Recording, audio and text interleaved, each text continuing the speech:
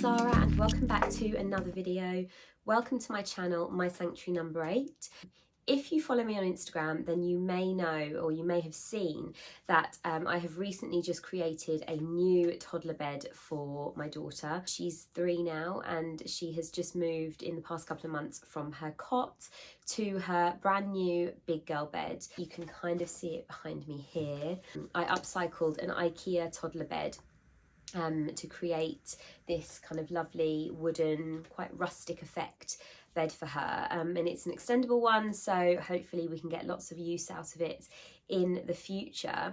Now, with that in mind, I thought I would make a video today to go through with you all the things that we have chosen in terms of products to create a bed for her that is as natural and as non-toxic and promotes her well-being whilst she's sleeping as much as we possibly can. So I thought I would share those products with you, what we've done, so that you can perhaps create your own beautiful bed for your child or even yourself, because this extends from children all the way through to adults.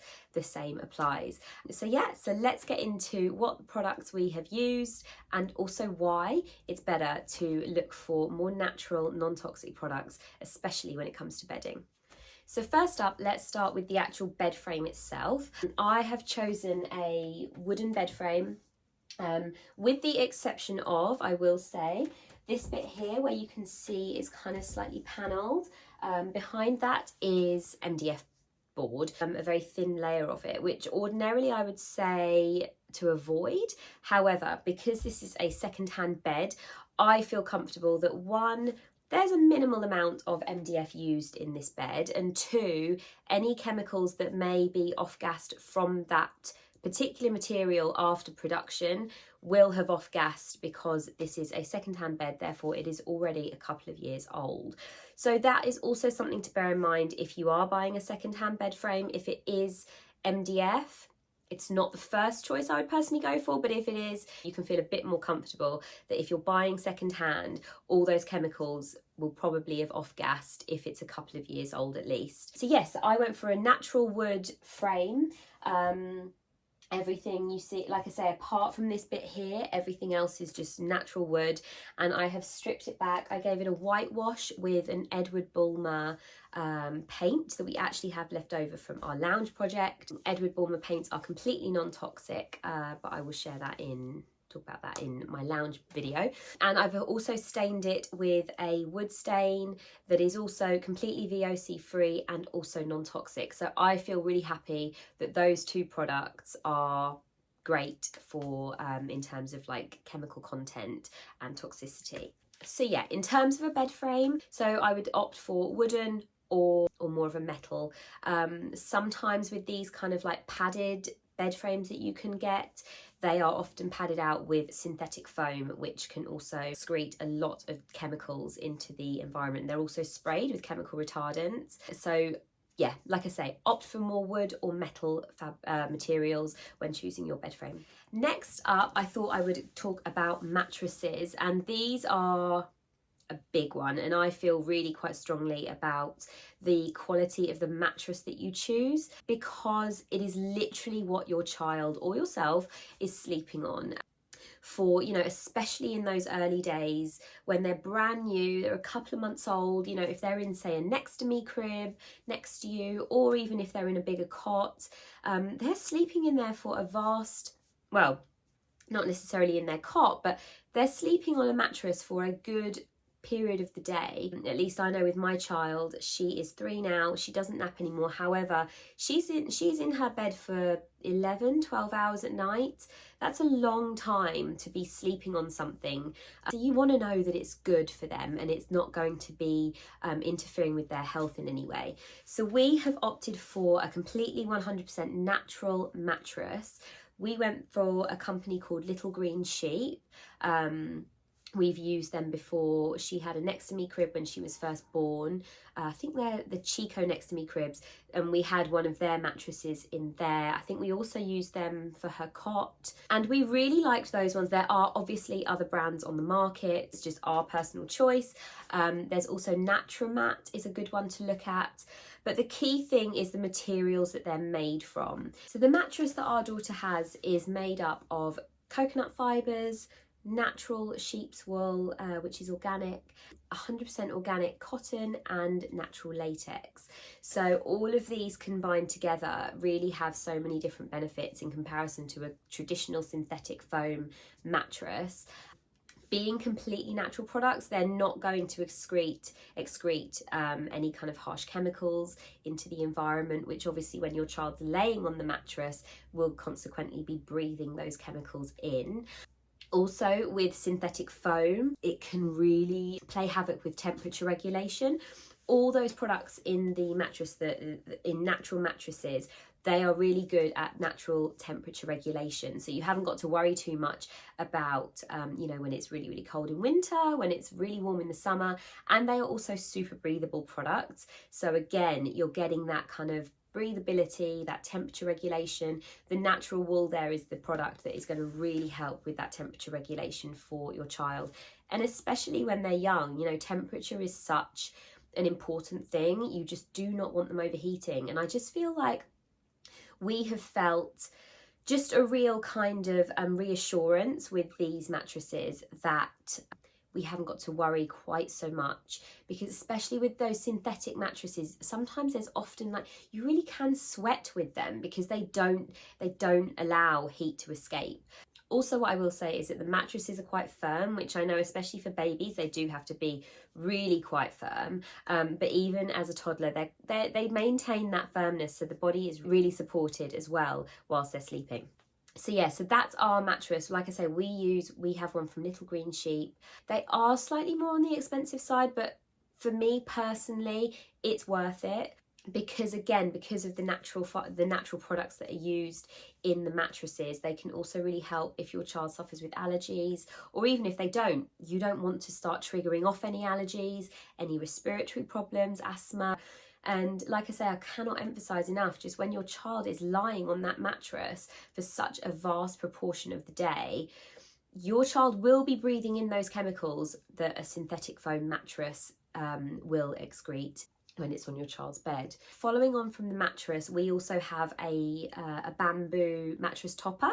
It's just a thin sheet just for protection, really.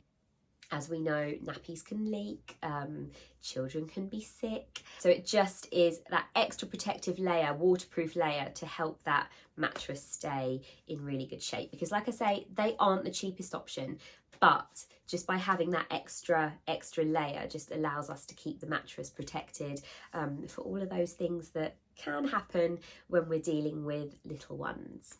One thing I would also say is that with these products, because they are naturally hypoallergenic and because they are drawing any excess moisture away from the environment, it also means that it can also prevent stuff like dust mites and also any bacteria to grow. So you're kind of really helping to maintain like a nice clean environment as well. Alongside the mattress and the mattress protector, we have our daughter's pillow. She currently has a toddler pillow, which I feel like at some point we're going to have to get a slightly bigger one as she grows, but for now she's just got a little mini toddler pillow, which same company. I will link everything we've got in the caption down below. The pillow is made up of, again, 100% wool and 100% cotton. Again, same qualities. It's very breathable, it's hypoallergenic, and it's very good at temperature regulating. Another good alternative would be like a feather down pillow with a cotton lining. I know with feathers, sometimes a down pillow, the feathers can poke out, so but on the flip side, her wool pillow, we have found sometimes the wool does bunch a bit together, so we do often have to kind of pull it apart to make it nice and even and not bumpy. Key really, I guess, is just making sure that any products that you're using are completely natural. So that's her pillow. Equally the same, actually, I will say, with her cushions.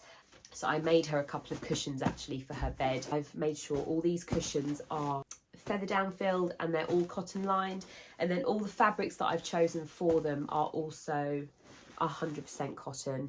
And actually these ones I made using some remnant pieces of fabric that I had. That one, this one, so pretty, with a pretty little bow detail on the side, and then this one as well. Just all remnant fabric. So again, from my love of sustainability and all things reuse, the remnant fabric came in just perfectly for those. But like I say, again, all just down feather filled and cotton lined cushions. That then leads me on to the bedding itself, so like her pillowcase and her duvet case. And I use just 100% cotton ones. I often see some that are polyester, and honestly, it kind of gives me a little bit of the ick, just because the sweat factor with sleeping in polyester bedding is just a no-no for me personally. So just always veer towards 100% cotton. The set that we currently have on, and equally the sheet that goes over the mattress, again 100% cotton. If you can find organic, great, it's a bonus, but just make sure just always cotton. It's breathable and it's natural, so you're avoiding all those kind of like, you know, like especially with polyester, essentially it's plastic, and that is what you're going to be sleeping on, so it's not the best. Yeah, this particular set here in the White Company. We do have another set which actually it was from Dunelm. I was really surprised. I found they had an organic cotton set, and it was really reasonable. It was like £14 or something like that for that particular set that we got her. So they are available, it's just searching for them. And like I say, always cotton, organic if you can, but definitely cotton. So I think that's it. I'm just trying to think if I've forgotten anything. Oh, Duvet, same company, little green sheep, again, same as her pillow. It's 100% wool, and it's also 100% cotton, and especially the duvet, actually it's really good. I don't think it's got a TOG rating because it's 100% wool. It can help with temperature regulation, so it's great in the summer for those kind of warmer days and nights, but also great in the winter. It really does keep the warmth in. I will say we do occasionally put an extra blanket on her just for that added coziness, and also the added weight. I really find that if she has a little bit more weight on her, she tends to sleep better.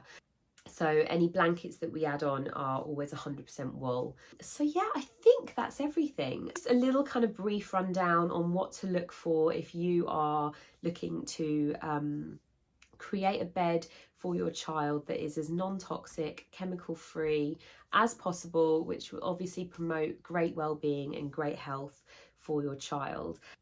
Like I say, I know some of these things are slightly more expensive, but for me personally, they're worth the investment. I just think in terms of the time that your child is spending in their bed in those early years, it is worth it. Anyway, I will pop all the products below in the caption. Like I say, I've added in some images, so hopefully you get more of a context of what I'm talking about. If you've got any questions, then please get in touch and I will try my best to help you out, or to kind of forward you on to where I think the best place would be to find the answers to anything that you're looking for. Got a few more bits to do in this bedroom, a few more bits and pieces around here.